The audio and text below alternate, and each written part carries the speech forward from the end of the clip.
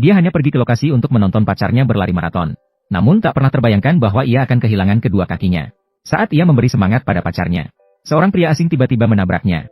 Karena pria itu tidak meminta maaf, dia tanpa sadar menatap pria itu. Namun tak disangka, hanya beberapa detik kemudian, tempatnya tiba-tiba mengalami ledakan hebat.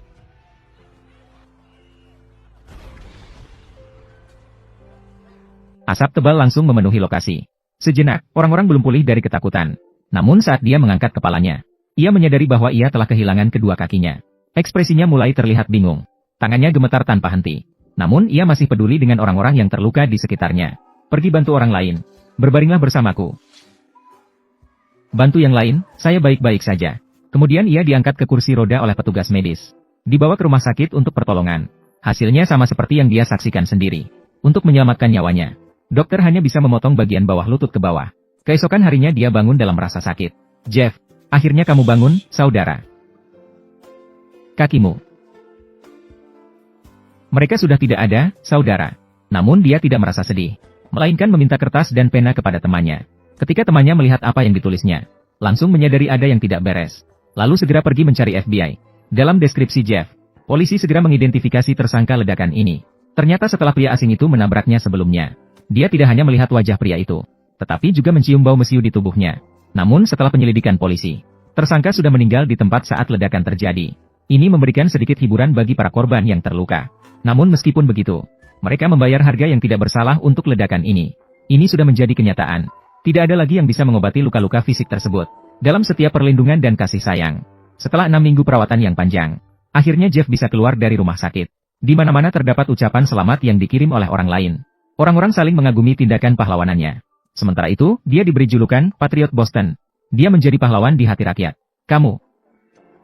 Keluarga dan teman-teman datang lebih awal ke bawah untuk menyambutnya pulang. Dia seperti bayi yang baru lahir. Dalam setiap perhatian dan kasih sayang, diangkat dengan hati-hati ke lantai atas. Rumah dipenuhi dengan bunga dan hadiah. Ada berkah dari orang lain dimanapun. Namun, dia tidak merasa senang dengan hal itu. Malah menjadi sedikit bingung dan kebingungan. Erin mendorongnya ke kamar mandi. Kamu, bisakah kamu membantuku? Baiklah. Erin mendorongnya ke kamar mandi. Dengan susah payah dia duduk di bak mandi sendiri. Melepaskan pakaian dari tubuhnya. Tutup tirai. Nyalakan pancuran. Terbenam dalam dunia batin yang penuh penderitaan dan tak terucapkan. Hari-hari berikutnya, setiap hari dia pergi ke pusat rehabilitasi untuk berlatih. Media juga akan memanfaatkan topik hangat opini publik. Mengungkap keberanian dan keteguhannya untuk bertahan hidup. Melihatnya sebagai cahaya kekuatan yang lahir dari keputusasaan. Bahkan mengundangnya sebagai tamu kehormatan untuk acara pembukaan pertandingan. Di tengah lapangan, dia dengan gigih mengibarkan bendera tim ke arah penonton. Namun sorak-sorai dan tepuk tangan para penggemar membuatnya seketika teringat akan kejadian mengerikan itu. Erin juga melihat kebingungannya. Lalu dengan cepat ia mendorongnya menjauh dari tempat kejadian. Udara di luar lapangan memberinya sedikit kelonggaran pada hatinya yang tegang. Namun ia tetap menolak pelukan Eileen. Jauhkan dirimu dariku. Ada apa? Jauhkan dirimu dariku. Jeff, jauhkan dirimu dariku. Pergi bantu orang lain. Kamu harus tenang. Kamu harus tenang. Erin tidak marah, karena dia menyadari keadaan mental Jeff. Sudah ada masalah. Untuk merawat Jeff dengan baik, dan membantunya melewati masa sulit, Erin memutuskan untuk pindah dan tinggal bersama Jeff. Setiap hari menemani dia melihat matahari terbenam. Menemani dia untuk melakukan latihan pemulihan. Berbicara dengan dia tentang hal-hal kecil sehari-hari. Perlahan-lahan, akhirnya wajah Jeff tersenyum. Namun tiba-tiba, ibunya mengatakan dia menerima undangan lagi. Seorang pembawa acara terkenal ingin mewawancarai Jeff. Mendengar berita ini, semua orang langsung heboh. Harus diketahui, bisa ikut acara itu. Biasanya adalah selebriti terkenal. Tapi Erin tahu Jeff tidak ingin tampil di depan umum. Apalagi lingkungan yang ramai akan memberinya tekanan. Dan dengan keras menolak undangan ini. Namun ibu Jeff memintanya untuk tidak ikut campur. Kamu tidak berhak berbicara atas nama anakku. Maaf, ibu. Mungkin saat ini, Jeff adalah kesempatan terbaik bagi ibunya. Untuk menjadi seseorang yang penting dalam masyarakat. Namun, dia mengabaikan perasaan sejati Jeff. Terus mengatur pertemuan untuknya. Menyebabkan pelatihan pemulihan Jeff terhenti-henti. Erin merasa sangat putus asa tentang hal ini. Jika terus seperti ini, kesehatan Jeff sama sekali tidak akan membaik. Tapi apalagi yang bisa dilakukannya? Demi Jeff, dia sudah mengundurkan diri dari pekerjaan dan meninggalkan segalanya. Menghabiskan semua waktu dan energinya untuk Jeff. Namun pengorbanannya malah dijadikan alasan oleh ibu Jeff untuk bersikap acuh. Dia terus mabuk sepanjang hari dan tidak peduli dengan apapun. Erin tidak hanya harus merawat kehidupan sehari-hari mereka, tetapi juga membawa Jeff untuk melakukan pemulihan. Mereka memasang prostesis pada Jeff. Namun dia gagal berdiri setelah beberapa percobaan. Di perjalanan pulang, Jeff mendesak Erin untuk membawakannya air. Ditambah kursi roda, tidak bisa masuk sebentar. Ibunya terus mengeluh kepada Eileen. Ini membuat kemarahan yang tertahan meledak dalam sekejap. Dia tidak bisa lagi menahan hidup yang dipanggil sana-sini. Lebih tidak bisa menerima hasil dari usahanya. Yang didapat adalah kejatuhan Jeff. Mereka bertengkar hebat setelah itu. Eileen pergi dengan marah. Namun ketika dia memutuskan untuk melepaskan, dia menemukan dirinya hamil. Maka dia dengan perasaan campur aduk, mengatakan hal ini pada Jeff. Namun reaksi Jeff sangat keras. Saya tidak bisa, saya tidak bisa.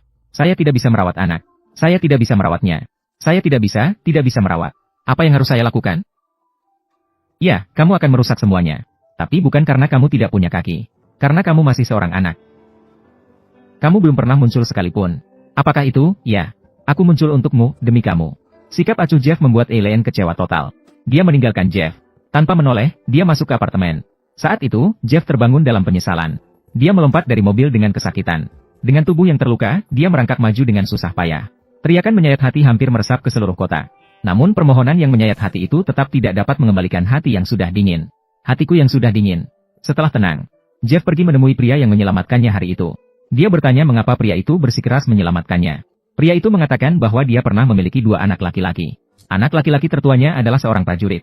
Namun, dia tidak beruntung tewas di medan perang. Dia minum setiap hari untuk menghilangkan kesedihannya. Terperangkap dalam penderitaan. Semakin lama semakin hancur.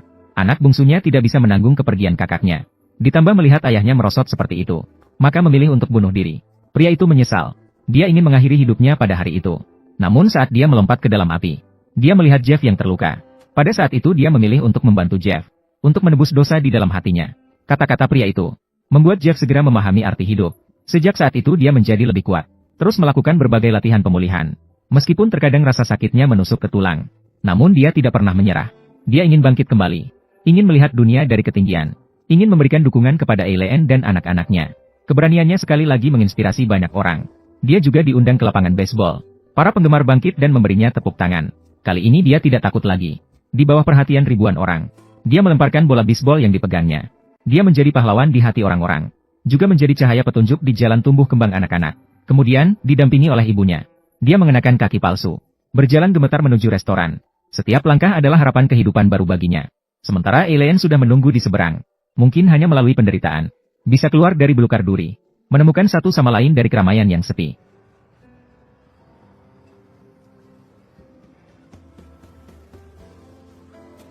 Aku Cinta Kamu. Ini adalah film yang diadaptasi dari kisah nyata. Ini mengajarkan kita untuk tetap tersenyum meski terluka. Dan tetap tersenyum dengan kuat. Hanya dengan berani menghadapinya, kita bisa mengusir kegelapan dan melihat cahaya. Untuk apa? Untuk menonton.